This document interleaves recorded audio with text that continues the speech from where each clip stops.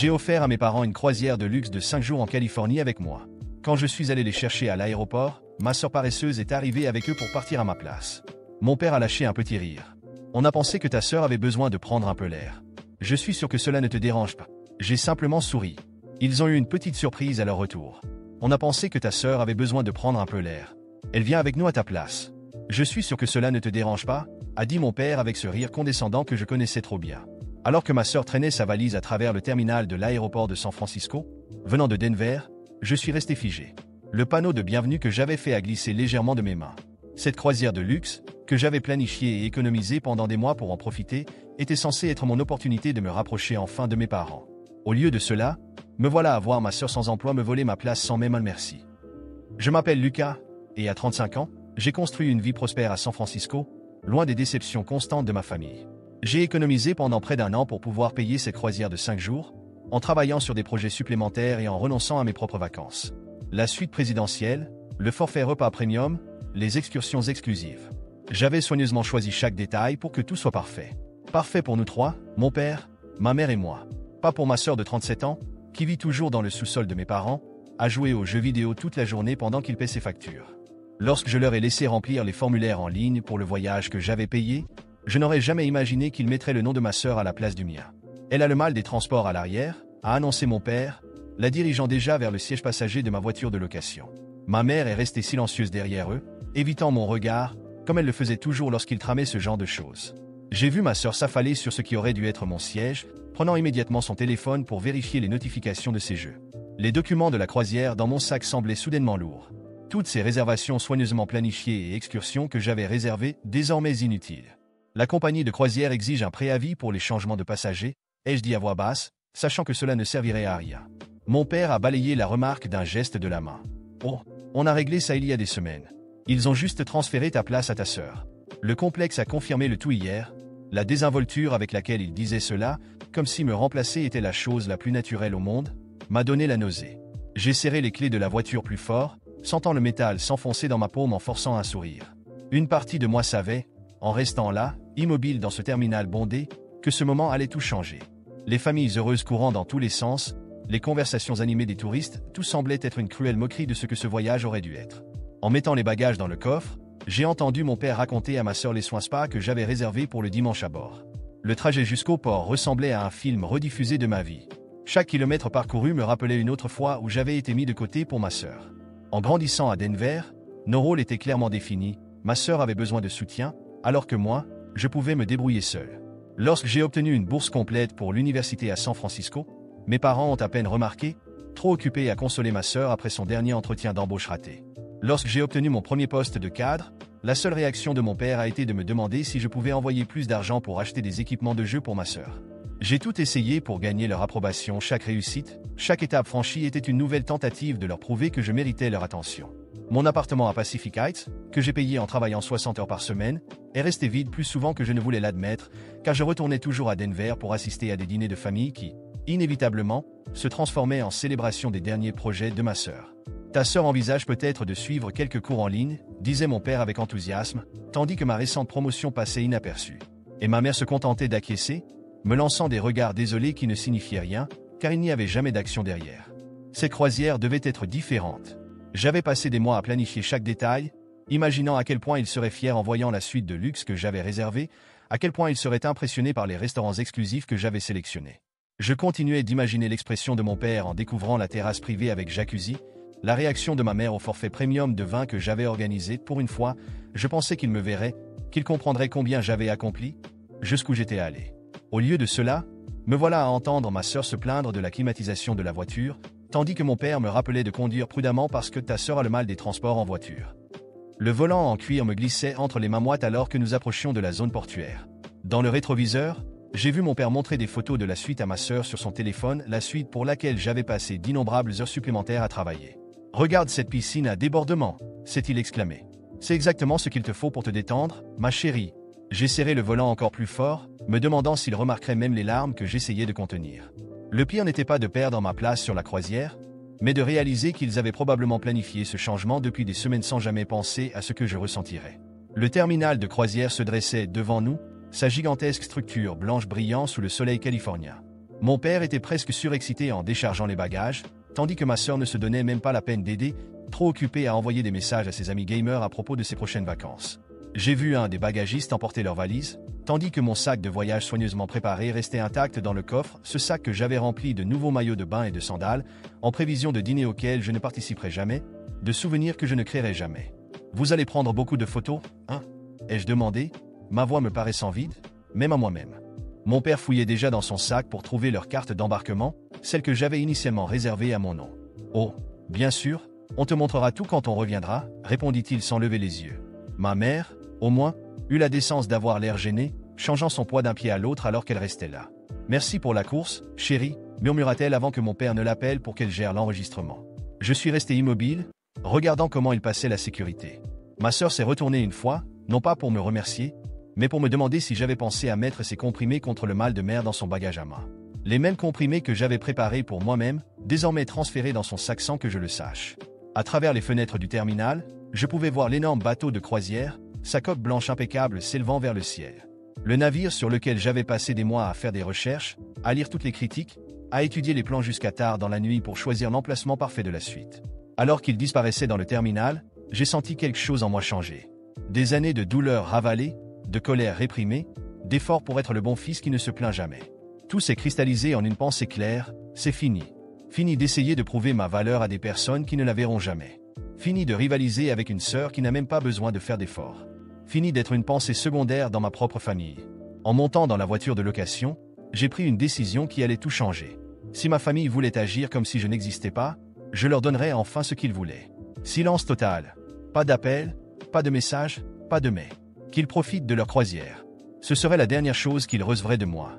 En m'éloignant du terminal, je pouvais les voir dans mon rétroviseur, déjà en train de rire et de discuter alors qu'ils se dirigeaient vers leurs vacances. Mes vacances. Mais pour la première fois de ma vie, leur bonheur ne me faisait pas me sentir insignifiant.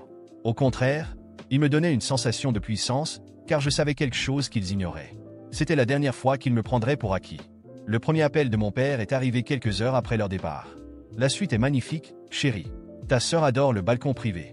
Tu devrais voir comme elle est déjà détendue. Son message vocal était rempli de détails sur à quel point ma sœur profitait des luxes que j'avais payés. Je l'ai supprimé sans répondre. Le deuxième appel est arrivé pendant leur premier dîner dans le restaurant haut de gamme que j'avais réservé des mois plus tôt. Le wagyu est incroyable. Ta sœur dit que c'est le meilleur repas qu'elle ait jamais eu. Supprimé. Au troisième jour de la croisière, les messages de mon père ont commencé à prendre un ton légèrement inquiet. Lucas, pourquoi tu ne réponds pas? On t'a envoyé des photos de notre journée au spa. Le masseur a dit que c'était exactement ce qu'il fallait à ta sœur pour son mal de dos à force de jouer. Ma mère a laissé un message vocal maladroit, plein de longs silences. J'espérais vaguement entendre un « j'espère que tu vas bien ». Ma sœur, comme prévu, ne s'est pas donné la peine d'appeler. Je l'imaginais affalée sur le transat du balcon que j'avais choisi, se plaignant probablement que l'océan était trop bruyant pendant qu'elle jouait sur son téléphone. Je me suis plongé dans le travail cette semaine-là, restant tard au bureau, prenant des projets supplémentaires, n'importe quoi pour garder mon esprit occupé pendant que tout cela se passait sur le bateau. Mais chaque notification sur mon téléphone, chaque nouveau message vocal, ramenait une nouvelle vague de colère. Les photos qu'il continuait d'envoyer étaient les pires, ma sœur posant devant la piscine à débordement dans laquelle je rêvais de nager, mes parents souriant pendant le dîner aux chandelles que j'avais planifié comme un moment spécial avec eux.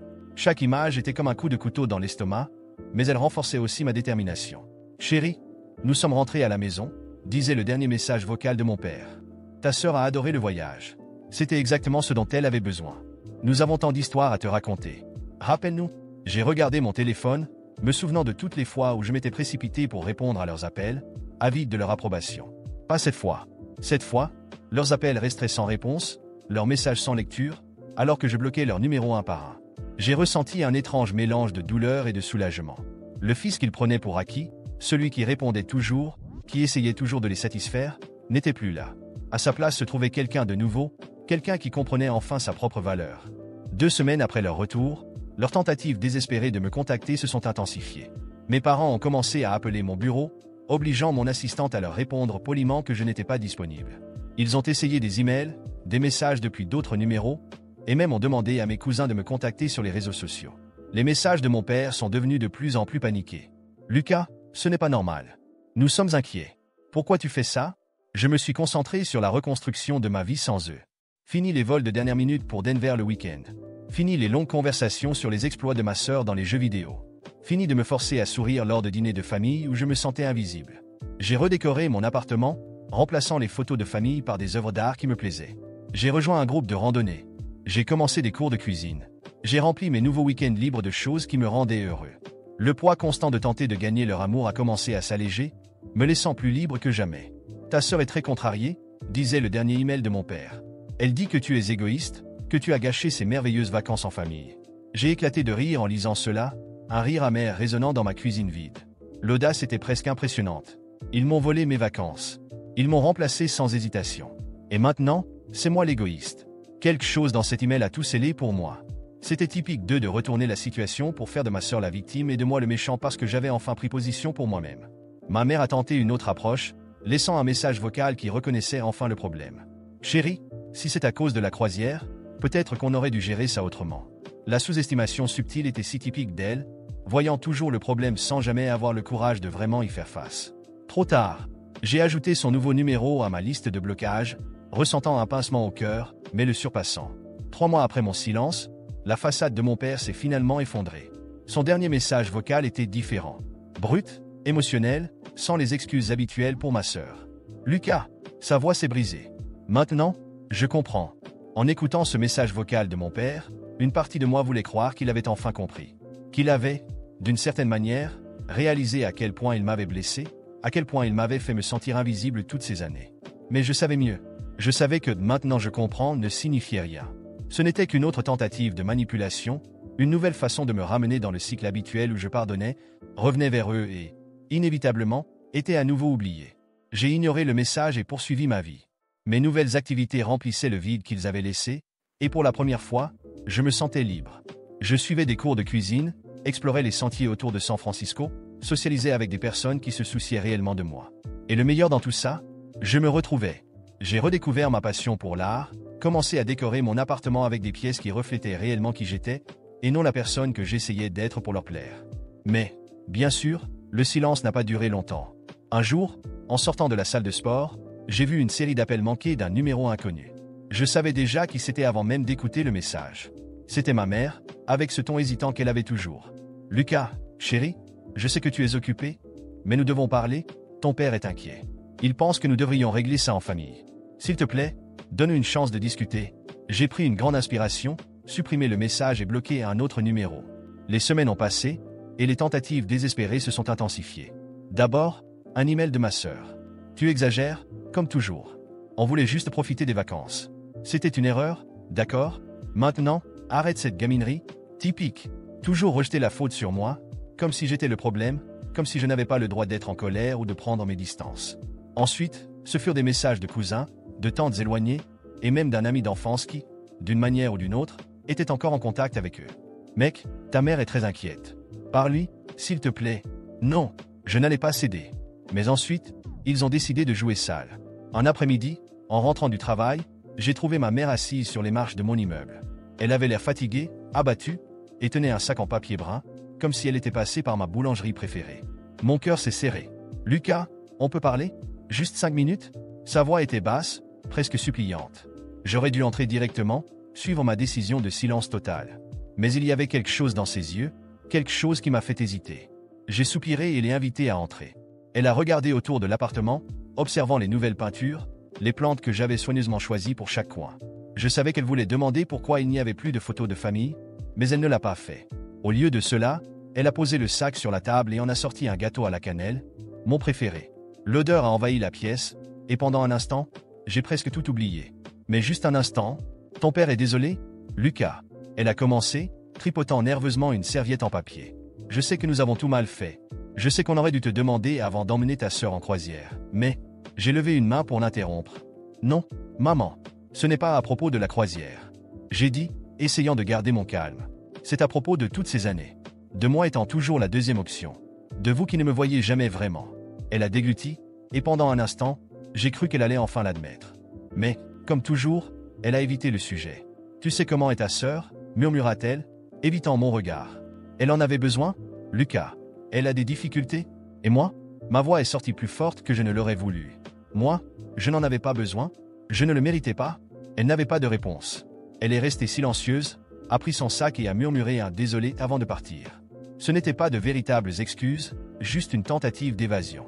Comme toujours, les jours suivants, j'ai ressenti un mélange de colère et de soulagement.